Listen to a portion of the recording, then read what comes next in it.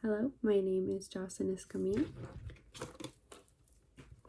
and this is going to be my PowerPoint on differentiated accommodations and strategies for students.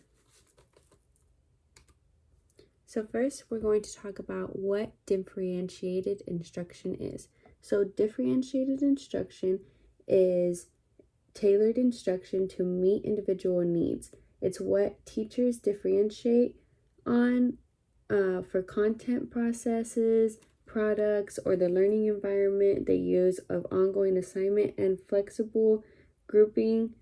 This makes a successful approach to instruction, and differentiation consists of efforts of teaching to respond to a variance among learners in the classroom. So differentiated instruction is basically a different approach to teaching for students who may have struggles in the curriculum or disabilities. What is modification?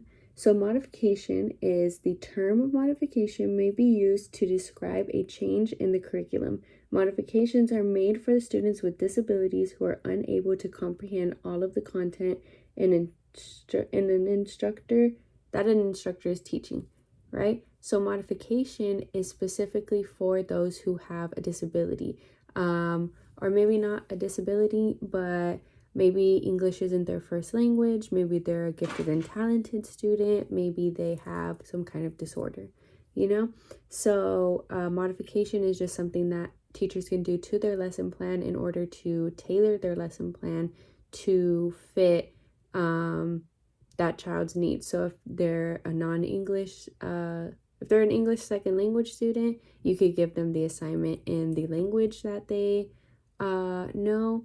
If they have a disability like dyslexia and they're writing an essay, to make it easier, you could hand them like a voice recorder. That's a good accommodation or modification that you can make to the assignment. What is accommodation? So accommodation may be used to describe an alteration of the environment, curriculum, appointment, or equipment that allows an individual with a disability to gain access or contact to complete an assigned task, and also allow the students with disabilities to pursue a regular course study. So accommodations could be things like having a student teacher with them, making an assignment instead of individual into a group assignment, giving them the things like a voice recorder, giving them things like a book buddy, things like that. You accommodate to their needs in order for them to be able to complete the task. This isn't saying that without these needs they wouldn't be able to do the task. It's just so that the students feel more comfortable and they're able to actually pursue their task.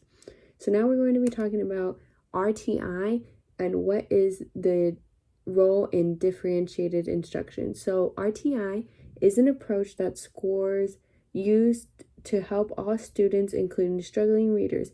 The RTI approach gives the Texas students opportunity to learn and work in their grade level. So RTI is like kind of a pyramid-based scheme. It's tier 1, tier 2, tier 3, and each tier represents how much help a student may need inside of the intervention. So RTI is a process that refers to how well a student responds to research-based instruction.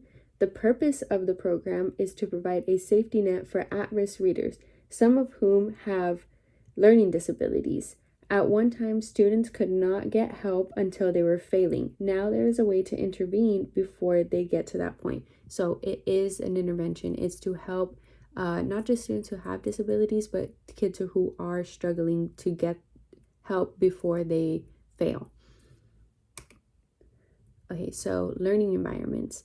Learning environments are a space in which the students feel safe and supported in their pursuit of knowledge, as well as inspired by their surroundings. So it's very important to have a good learning environment. You want all your students who have disabilities, who don't have disabilities, who are struggling just a little bit, to feel safe in their learning environment. That way they have a space where they know they can grow, a space where they know they can fail and try again, a space where they feel comfortable enough to try. Instructional material. Instructional material is all materials designed for use by students and their teachers as a learning resource to help students acquire facts, skills, and to develop cognitive processes. So materials that are just in your classroom that help your students. So things like graphic organizers, graph paper, highlighters. If you're doing like math, you have your, oh my gosh, what are they called? Like the building blocks, the little bears, counters, things like that. That's all of your instructional material. Instructional material could also be things like rough draft paper, your brainstorming activities, things like that. Things that the student knows that they can rely on in order to being able to complete their assignments.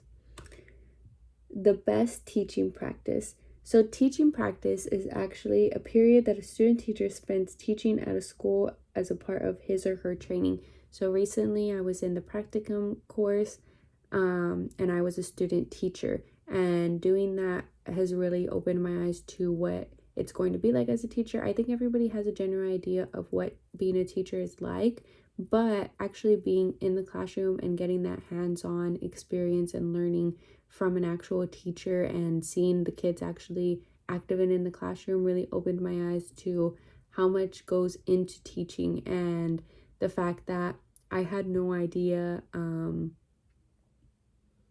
what teaching was actually like and how the students were, how they interacted, how important it is to have a good learning environment, classroom management skills, all things like that.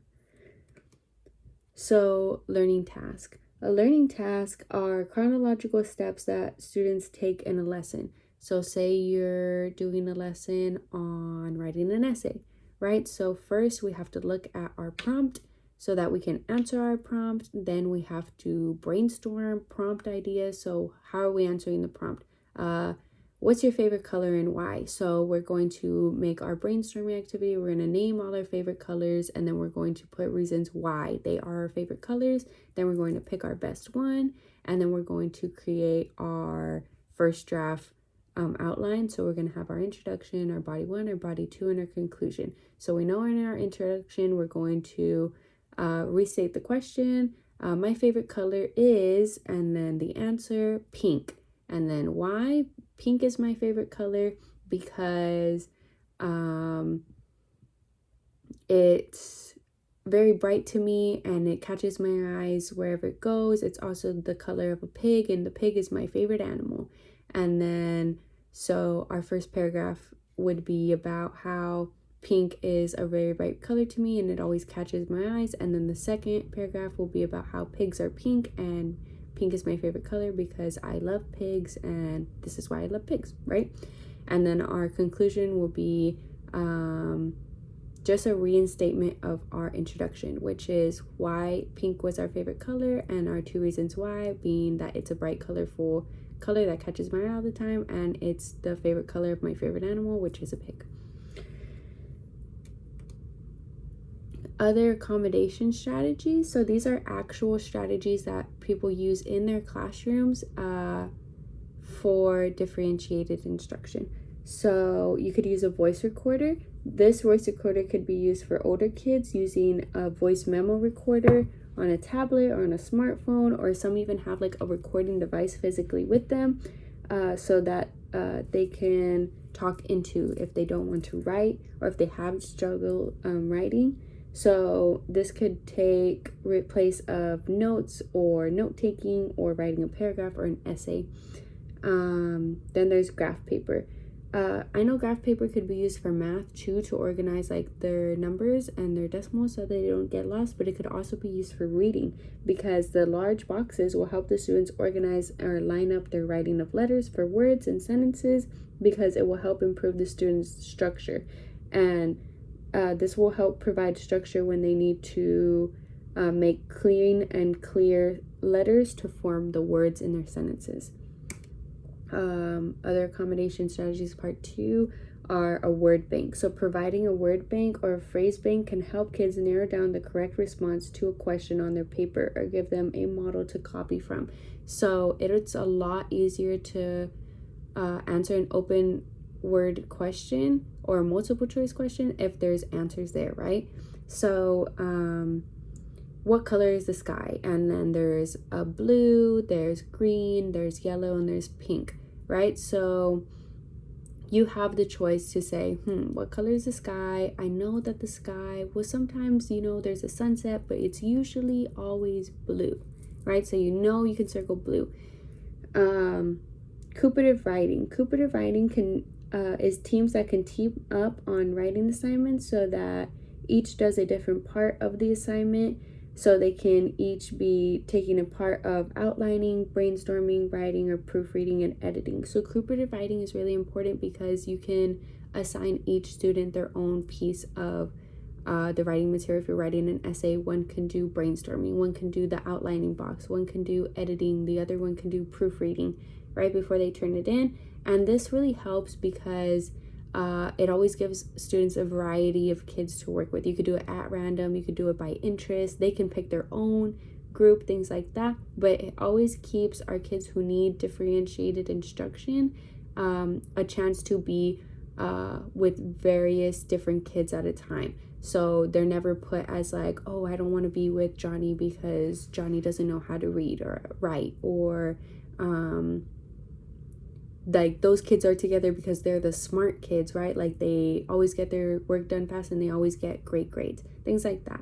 It gives everybody a chance to be with everybody and see the different approaches that they take, and they can also learn from each other. Other accommodation strategies, part 3. So this is going to be my final accommodations that you could use in your classroom for differentiated instruction. So it's adjusting time and volume of writing. So many kids benefit from an increased time to complete written in expressions, activities, and decrease expectations for how much they need to write.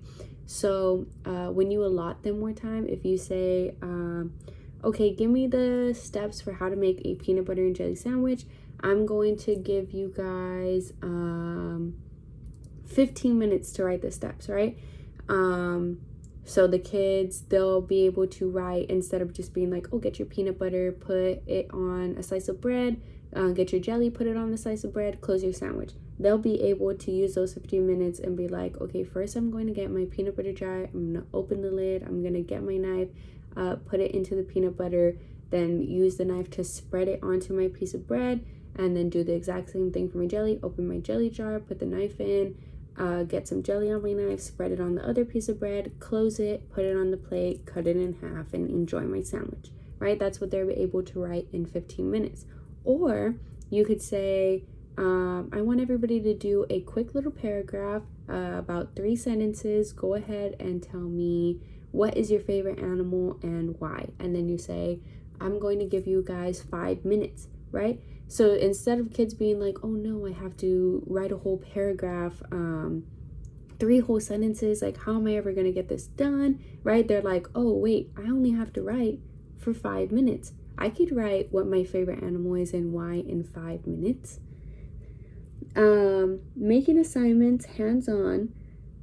So kids that struggle with pencil or paper tasks can also benefit from assignments that are adapted for a more hands-on approach. So instead of working with a word bank, you could place stickers on pieces of masking tapes that have the words written on them and place them on the child's desk, and then they can peel them off and put them on the correct spaces on their page. So you're going to have your piece of paper, it's going to say blank, blank is the capital of Europe, right? So you're going to have your masking tape that has the words on it, and they're going to say, which one is the capital of Europe? And then they're going to grab a piece of the masking tape. Instead of writing it down and having to think, they have the choices in front of them like a word bank, but instead of writing it down, they're able to just peel it off and put it on their page. And then the next question, what is the biggest animal in the world, right? And then they're like, okay, the blue whale. I know that the blue whale is it, but instead of writing it, here's the answer to make sure it's right here. I see it right in front of me, put it right there in that space. It's a more hands-on approach. That way they're not sitting there, they're not thinking, they're not contemplating on how to spell blue whale, things like that. That's creating a more hands-on approach. So that is my entire PowerPoint for students with differentiated instruction. I hope you enjoyed it, and thank you and goodbye.